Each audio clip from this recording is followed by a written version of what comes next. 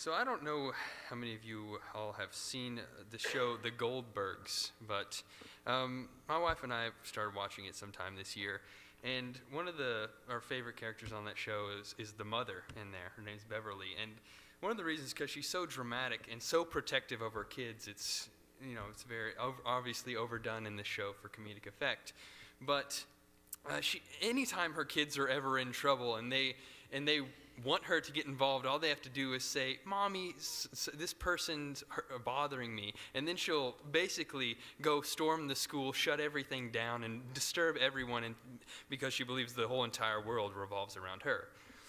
And while many of us maybe we don't want a mother like that, or maybe we do sometimes. There's been times in our lives where we've needed someone in our corner to help fight our battles, to help rescue us from our enemies. And in Psalm 18, David talks about God in a very similar dramatic fashion, about what God is willing to do, the lengths he is willing to go for his people and to rescue them. He begins in Psalm 18 saying, "I love you, O Lord, my strength. The Lord is my rock and my fortress and my deliverer. My God, my rock, in whom I take refuge, my shield, the horn of my salvation, my stronghold. I call upon the Lord, who is worthy to be praised, and I am saved from my enemies." And then he goes in talking about how his life is basically going to hell. He says, "The cords of Sheol entangle me. The snares of death confront me." He is surrounded by enemies, surrounded by danger. But then he says, "I call upon the Lord and for hope, and I cried to him for help, and he heard my voice, and he heard my cry, reached his ears." And then we get this very dramatic description of what he does for David. "Then the earth reeled and rocked. The foundations of the mountains trembled and quaked because he was angry. Smoke went up from his nostrils and devouring fire from his mouth. Glowing coals flamed forth from him. He bowed the heavens and came down. Thick darkness was under his feet. He rode on a cherub and flew. He came swiftly on the wings of the wind.